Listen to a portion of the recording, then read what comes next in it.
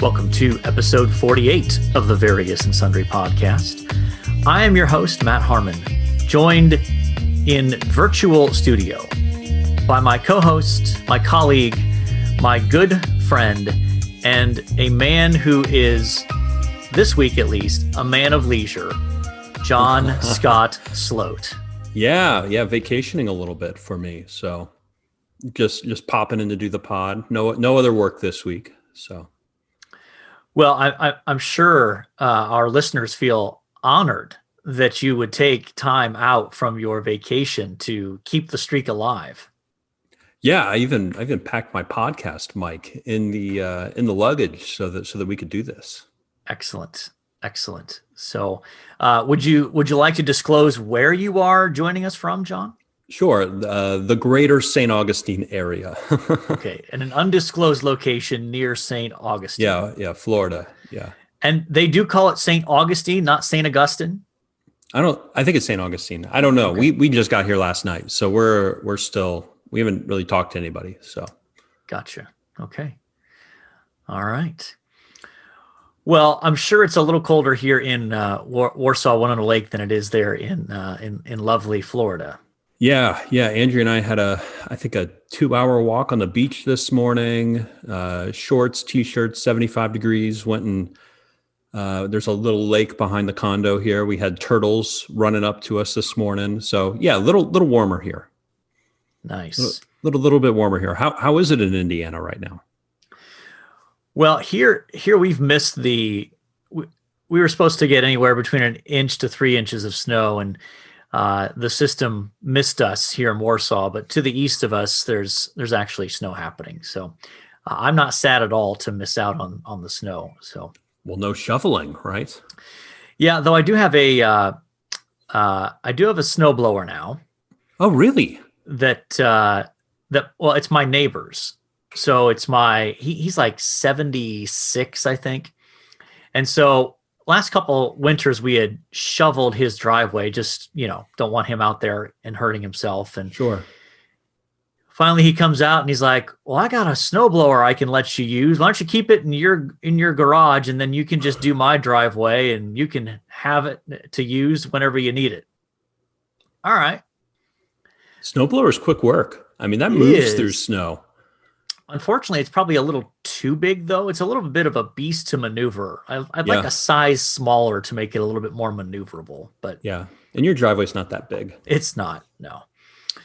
So anyway, we would love for you, our listeners, to connect with us on social media. You can find us on Twitter at V&S You can email the show, variousandsundrypodcast@gmail.com. And we do have a Facebook page that you can check out and like and follow. So we'd appreciate if you did that. And if you'd like, we would appreciate you visiting the Apple Podcast app and leaving us a 5-star rating. And if you would be so kind, even writing a review would be helpful. Apple has their own little magical algorithm that helps people find podcasts they might like. So the more reviews and the more ratings we get, the more likely it is that people will find the podcast. So if you're willing to do us a solid, we would love to have you do that. So let's start with and no new reviews this week, right? No new reviews this week. That's correct. Okay. That's correct. So I wasn't going to bring it up. I don't want to be perceived as the one who's beating that drum. So thank you for bringing that up.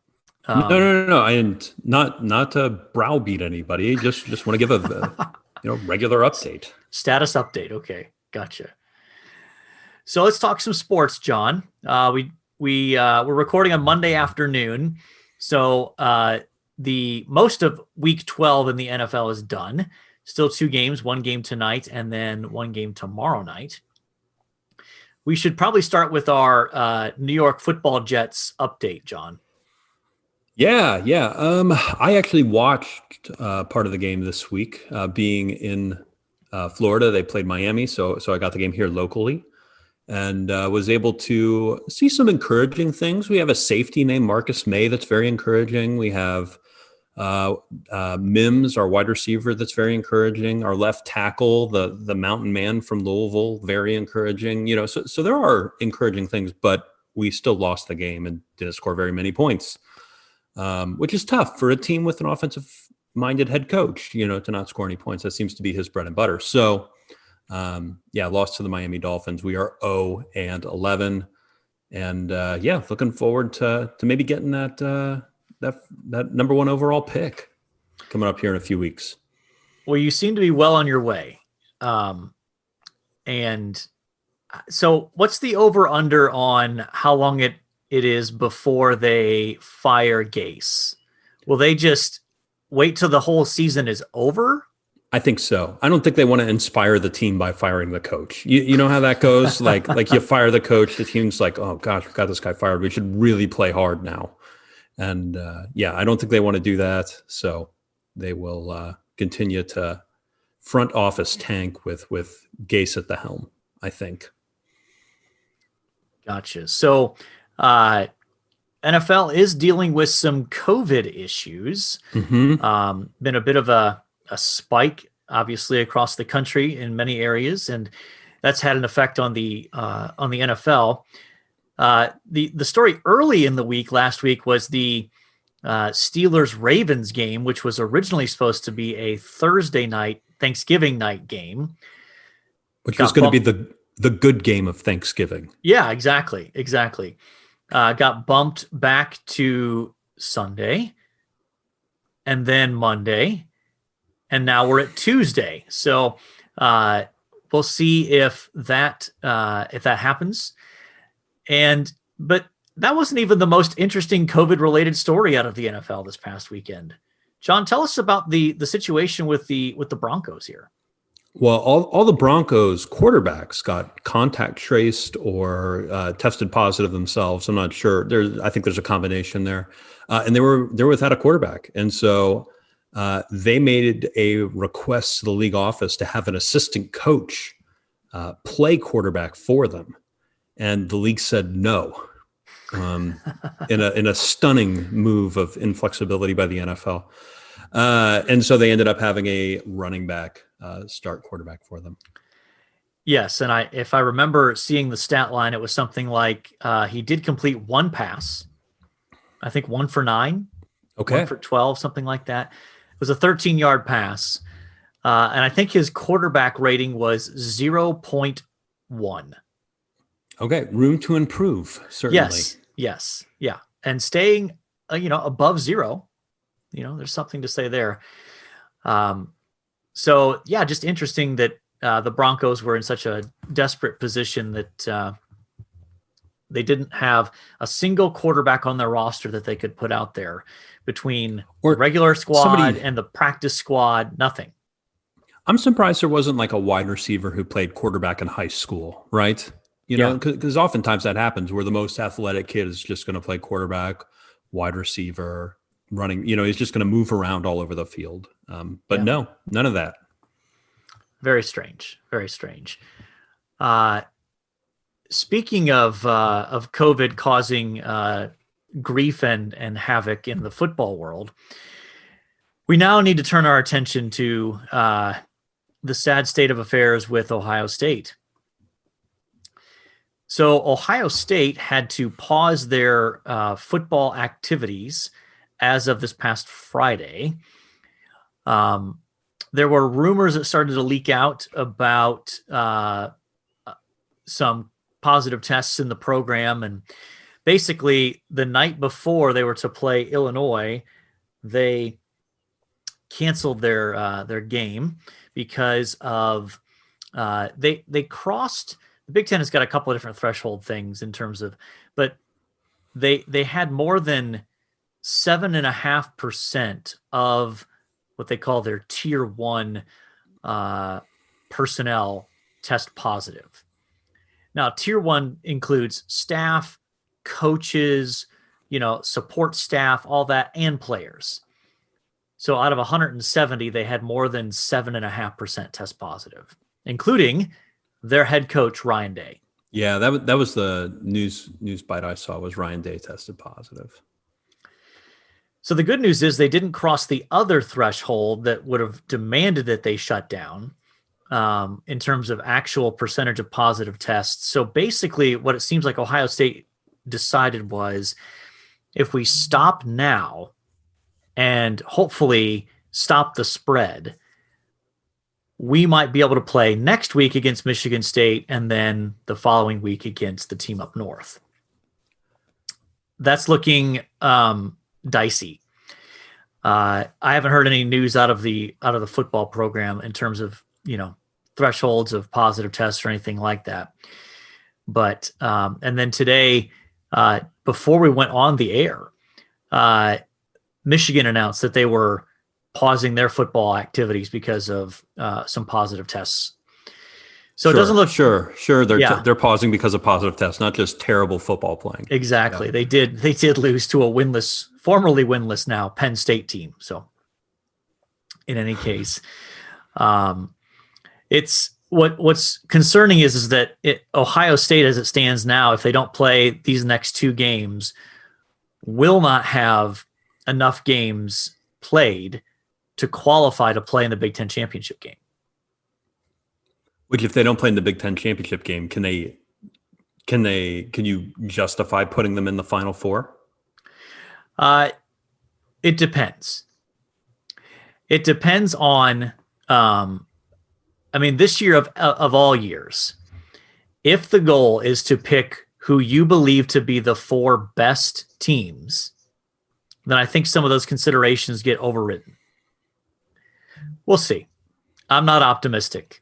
I have bought into my more pessimistic nature on this issue, and thinking that Ohio State is not going to get to make the playoff, even if they go, 6-0, and that would just be aggravating. So your prediction in stone on the air here is that they're not going to play against the Spartans this weekend. I would not be so bold as to make a prediction in stone. Ever, or on this topic? On this topic. On this topic, yes. If I had to guess, my suspicion is that they will not play this weekend against Sparty, because every other Big Ten team that's had to pause football activities has missed 2 games. So unless they manage to really have a turn for the better in terms of no more positive tests and that sort of thing, I just don't know. Just doesn't seem very likely. They may have one more game this year, maybe 2. Because if Michigan cancels the game because of their COVID issues, Ohio State could, if there's another Big Ten team available, could schedule another Big Ten team to get a game in. But that still probably wouldn't get them to have enough to play in the Big Ten championship game. So, well, I'll have you know that on Saturday I was watching a little College Game Day, or I think it was Fox. It wasn't the ESPN one. I think it was the Fox. Whatever one Mark Sanchez was on. Big noon kickoff. Big noon kickoff, and Mark Sanchez went, "Hey, I think Ohio State's not going to make the playoff with this schedule. I think you got to put Northwestern in there," is what he said on the air. And then Northwestern went on to lose their game. Yeah, that was assuming that Northwestern would have won out, which that really wasn't much of a statement. Like, if Northwestern wins out, then they get in. Well, yeah, duh. Sure.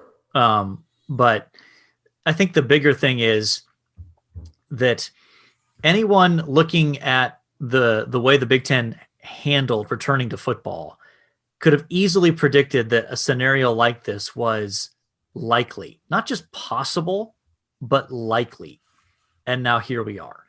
So, the mood in the Big Ten, I think, is pretty salty towards the leadership of the conference in coming up with an idiotic plan that had very little chance of actually getting them through to the playoff.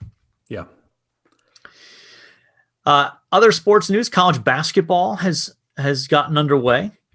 So starting to see some games. One of the things that I love about the start of college basketball season is just the availability of games suddenly. Pretty much any night of the week, almost any time of the night, you can turn on ESPN, Fox Sports 1, something, and find a college basketball game. So I do enjoy the return of that. That's where ESPN, I think it's 3, which is their free online viewing. You can catch a lot of college basketball games. Yeah, so it'll be interesting to see how that season unfolds. I think one noteworthy thing is Kentucky lost to Richmond. Ooh, Richmond's always got a sneaky good team, though. But this is the kind of year where you could conceivably see a non big name team make a run through the tournament if they have the tournament. Though it does look like I think they're going to try the bubble thing to try to make sure the tournament can actually happen. So we'll see. Okay. And we're about a month away from the start of the NBA, about 3 weeks actually, I think. All right. Yeah. And then we can get some regular Knicks updates, right? I mean, Austin Rivers, Obi Toppin, and Michael Kidd yes. Gilchrist, yeah. Yes, signed a 1-year deal. You're building quite the franchise there. Yeah, with number 1 picks, yeah.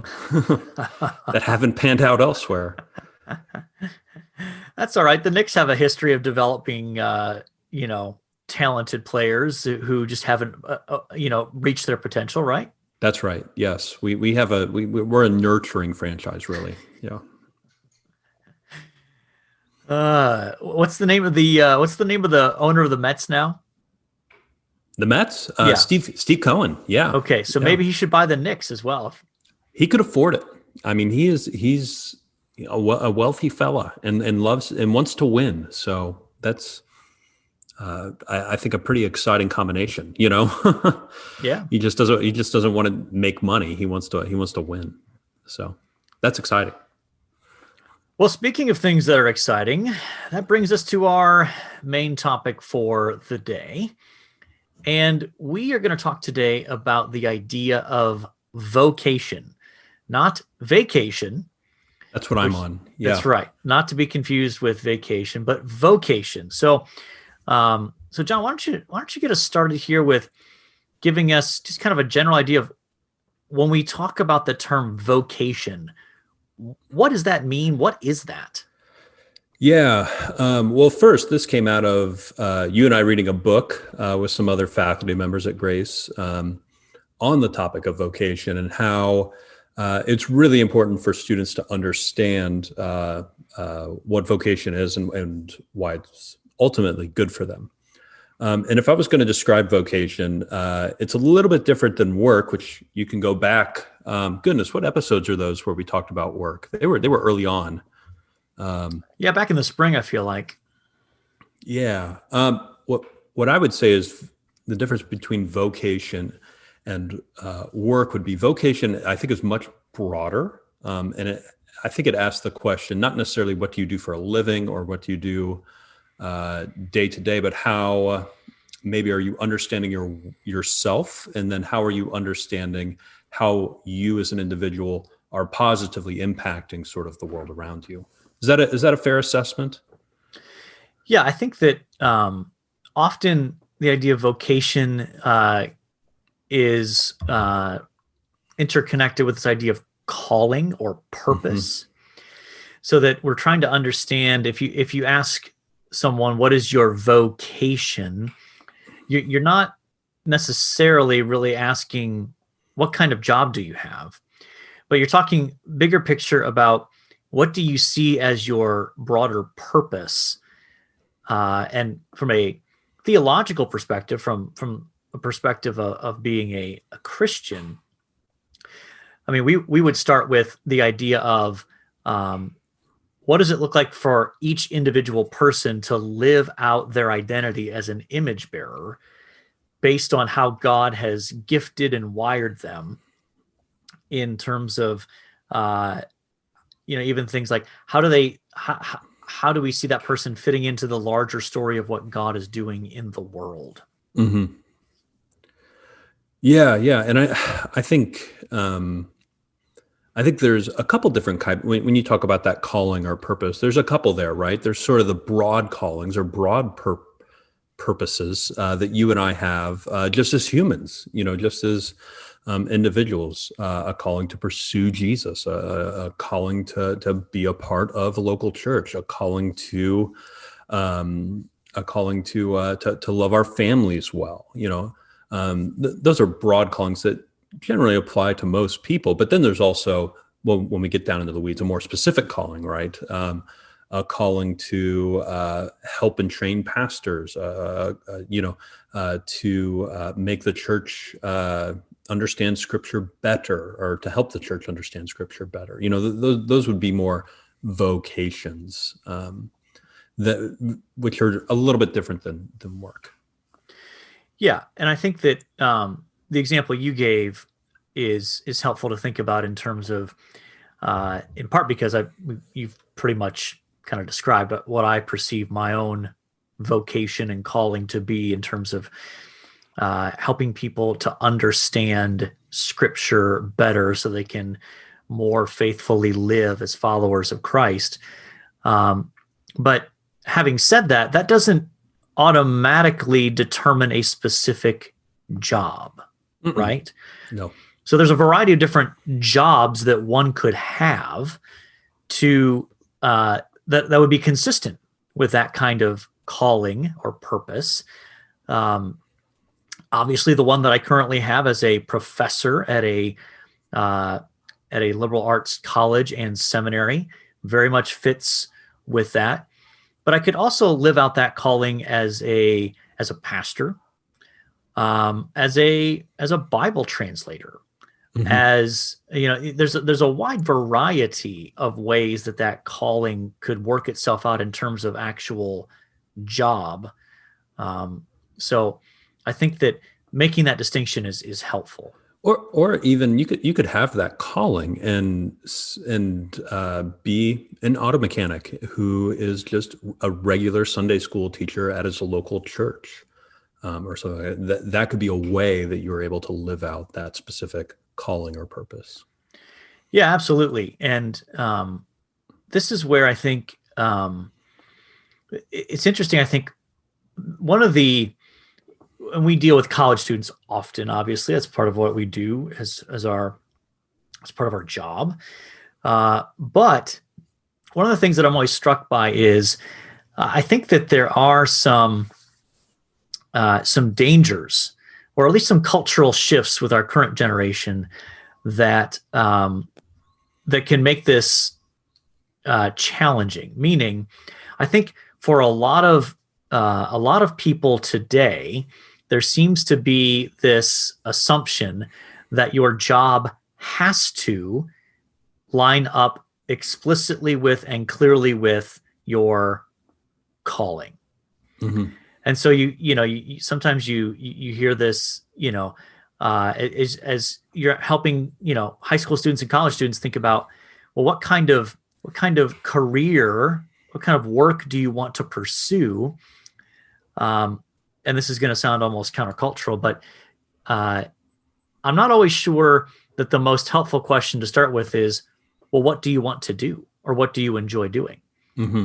I think that can be part of the picture, but it seems like that question needs to at least come a little further down the road after larger issues of understanding issues of calling and purpose and that kind of thing.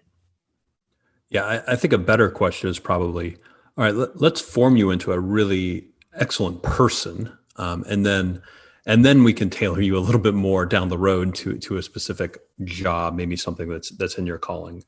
Because I know for me, I think I still struggle with the question of purpose and what specifically is my calling, so to speak. And just trying to asking my 18-year-old self, which was a while ago now, what do you want to do? Or what is your purpose? What is your role? It feels like a really big question. And I think that's what you're getting at. And so I think asking, how do we form a better person, and how do we prepare this person for a very unique world? So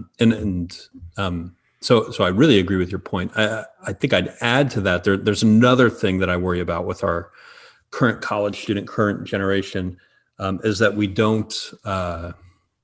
Is that I do see a lot of students get out and don't work at their job or purpose long enough. There's sort of a belief that this should come naturally, this should come really easily, and shouldn't be difficult at all, because it's my calling, because it's my purpose. And I think there is a piece of the modern generation that is missing working really hard at this for a long time, being a part of the grind, the day in and day out of doing the hard labor of a job or of a calling or something like that. And I think that's another piece that's missing. I don't think it's against what you just said, but I think it works together with. Yeah, I agree. And I think too that too often in our culture, we can look to find fulfillment in a job, and that gets complicated and confusing as well, right? That if you expect your job to provide you with a certain kind of fulfillment, inevitably you're going to be disappointed at some level. And I think that, I'm currently working my way through a book that I'm sure at some point you'll be picking up as well. It's Carl Trueman's book, the Rise and Triumph of the Modern Self. And it's interesting. He talks about how if you on this issue of fulfillment in your work, he says, if I would have asked my grandfather, who worked in a sheet metal factory, if he found fulfillment in his work, he probably wouldn't understand the question. And if you asked him, he would probably say, well, I find fulfillment in it in the sense that it enables me to do what I want to do, meaning provide for my family and give them the kind of life and experiences that I want to give them. So it's a means to an end, but not an end in and of itself. Mm-hmm. Whereas he said, today, if you ask me as a professor, do you find fulfillment in your job or do you enjoy your job? The temptation based on our culture is to think, do I get a sort of internal sense of enjoyment out of it? That's what we're looking for fulfillment when we say, does this job bring me fulfillment? And that's all part of his larger argument about how our understanding of ourselves has radically changed in the last, 300-400 years. But I think it's relevant to calling in terms of this idea of, if you start with understanding, biblically speaking, who God made us all as human beings to be, who he calls us to be as Christians, and then to start thinking about, well, how has God wired me and gifted me in certain areas, and how might I best find context to use those gifts and to serve God and serve other people with that? I think that's what you're mentioning. Finding fulfillment in a job or in a role of some kind is really prevalent in particularly American cities. I heard a Grace graduate who's a guy I went to college with. He was speaking at Grace. He went on to Ohio State Law School, graduated number one in his class, and was recruited by law firms, I think all across the country, ended up in Manhattan. And he got there, and one of the first things that he noticed, being a Midwest kid, was that the law firms highly recommended you not get a pet because they didn't want you going home to take care of your pet. They wanted you at the office. Yeah. And so it's not just the individual feeling this. It's part of the larger ecosystem of employment work that we find ourselves in. And the companies are just as guilty as everybody else in the midst of this. Yeah. As and well. and I think too, this is one of the places where in the higher education world we feel a bit of a tension in that more and more now a college education is viewed as a means of getting the necessary kind of credentialing to get a specific kind of job, or to get a job that will provide for your needs.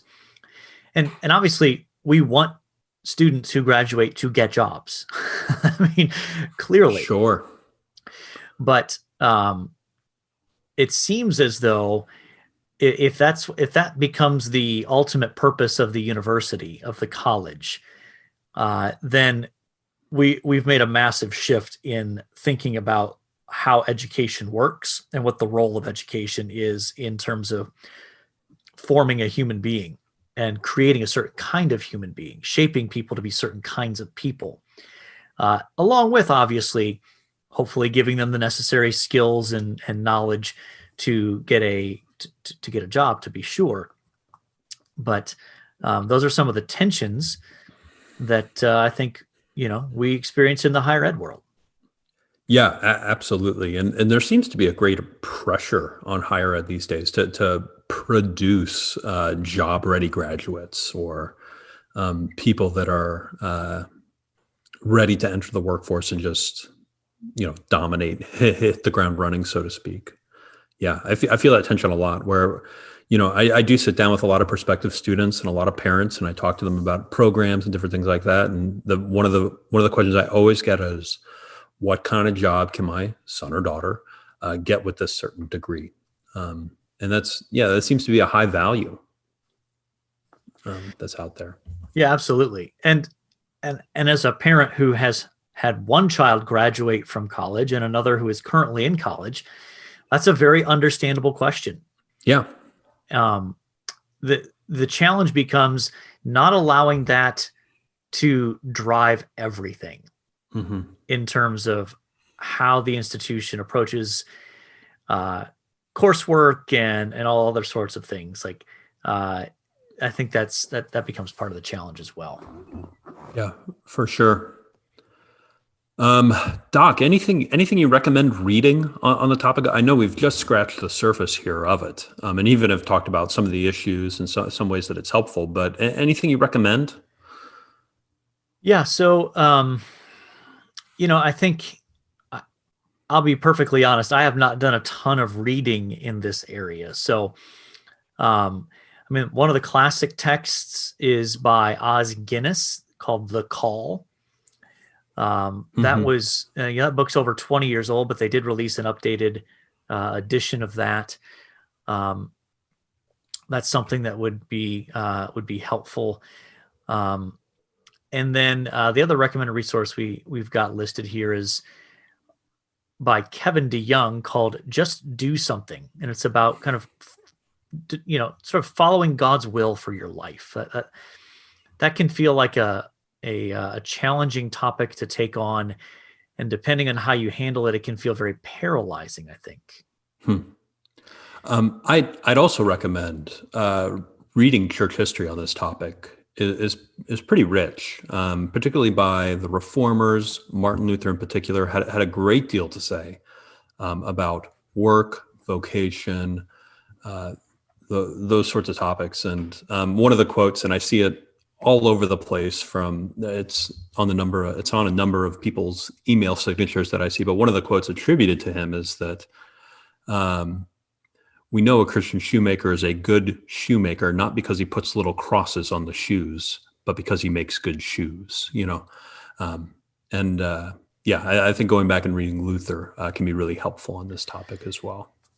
Yeah, he's a very key figure on this, because he was helpful in breaking down the sort of secular sacred dichotomy that had become part and parcel of the Roman Catholic approach to these kinds of issues that, and it still shows up today. We get in some pockets of the church, you get this idea of, well, the really spiritual calling is to go into ministry. And if you're not called to do that, then it's just like, whatever, you have a secular job or somehow your calling is less significant, less important, less valuable, less spiritual. Mm-hmm. And that's just not the case, biblically speaking. So I think that, Luther can be very helpful in reminding us of the priesthood of all believers, that all of us are made as God's people to mediate God's presence, whether that's working in an accounting firm, whether that's digging ditches, whether that's teaching the Bible, whether that's serving food at a restaurant. All of us are called to be conduits of God's presence and grace wherever we are. Yeah, for sure. And I know we don't have any listed down. Do you have any Luther books or passages that would be on that topic? If not, I can try to find some before we post tomorrow and tag them. But yeah, I don't have one. Handy. Okay, but we can see if we can scrounge one up for the show notes. Yeah, we can certainly do that. Well, Doc, are we ready to talk about athlete for the week? Yeah, episode 48. So who do we got? 48. Yeah, well, first and foremost on our list is one Jacob DeGromm, back-to-back Cy Young winner for the Mets, current pitcher, very good, quiet demeanor, constantly adding something to his pitching repertoire, which I've appreciated as a Mets fan over the years. Just a really consistent professional. Next, we have Torrey Hunter, who played outfield for the Twins for a number of years. I remember watching him at All-Star games. He was a lot of fun. Gifted. Long career, yeah. Yeah, gifted player. And then probably one of the more fun players in the league to this day, Pablo Sandoval, Kung Fu Panda. One of the great baseball nicknames. Yeah. He was coming to prominence with the Giants just as that movie was coming out, and he's a porklier fella, and and so the nickname fit. But he's pretty athletic as well, and played third base for some of. I think he won 1 or 2 World Series with the Giants. He was quite good. And then, do you want to walk us through an Ohio State player? Yeah. So not a lot to pick from on number 48 here. Brian Baschnagel was a running back in the early 70s that was a pretty important performer for them. So I don't know a ton about him since he was playing when I was born. So, but John, out of this list, I have my suspicion as to who you might like to go with, but let's just confirm this. Who would you like to name the episode after? Oh, Jacob DeGromm for sure. Okay. That's that's where I'm at. Where are you at? I'm good with that. I don't have a strong inclination towards that. I mean, he's, the only strike against him is the fact that he's only been in the league for about six or 7 years. So doesn't have the longevity yet, but they've been 6 or 7 really strong years with, what'd you say, 2 Cy Young awards in there? 2 Cy Young, and he was a finalist this year for the Cy Young. Yeah, terrific pitcher. So let's go with Jacob DeGromm. Jacob DeGromm. Love it. All right. One thing we liked. Who wants to go first here, Doc? I can go first. Okay. So I have a pretty firm policy in the Harmon household of no Christmas music before Thanksgiving. And as a general rule, I'm not a big fan of Christmas music. Let me clarify what I mean by that. I hate the sort of vacuous, popular, kind of Christmas music that bombards the airwaves, that has no, Christian or religious significance to it. Cannot stand that kind of Christmas music. So wait, even nostalgic Christmas music, Nope. like Elvis Nope. Blue Christmas, or Nope. Despise it. Okay, wow. Despise I don't think I was aware of this. Yes. So, in in the Harmon household, no Christmas music before Thanksgiving, but I actually slightly violated my own principle here, because one of the artists that I keep an eye on is a woman named Carolyn Cobb. And she does a lot of good biblical theology in her songs. So she released an Advent album called A Seed, a Sunrise, Advent to Christmas Songs.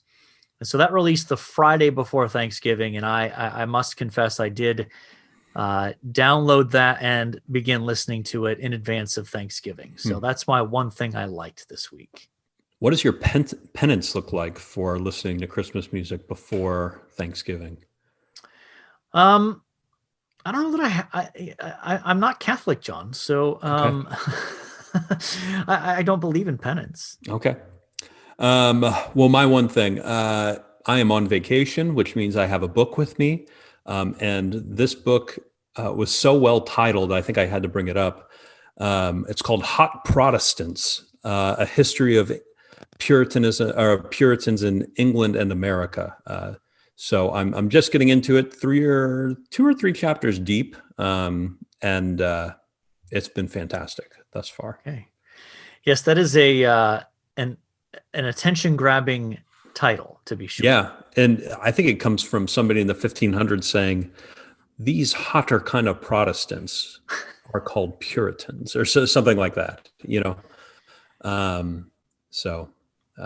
Fascinating title, and it's fun to see. Like, I'm in the 1500s right now, and to see some of the seeds being planted of Puritanism, and so I'm like, oh, I recognize that, as it's marching through English history at the moment. Gotcha. So, is that the only leisure reading you brought along with you, or did you bring more? That's the one I'm dipping into now. I have another Wright Thompson novel. Wright Thompson's a sports writer. He wrote one about a bourbon family in Kentucky that I'm also reading right now. Okay. All right. Well, I think that we have reached our point of being able to say mission accomplished. Wouldn't you agree? I think so. Yeah. I think we need to put a wrap to this episode so you can get back to your vacation. Yeah, I got a lot of relaxing to do. So okay, well, we definitely don't want to be responsible for keeping you any longer than we need to. So our next episode will be recorded back in the lovely confines of the state of Indiana, I believe, right? Yeah. I get back Saturday or Sunday. I can't remember which. Nice. Well, appreciate you taking time out of your busy vacation schedule to record an ep. Oh, no problem. Yeah. And thank you to our listeners for joining us today. Pray that you as well are enjoying your week. And if you'd like to spread the good news about the podcast, feel free to do so on social media. And I think that's all that's left to say at this point is, the Lord bless you all real good. Later.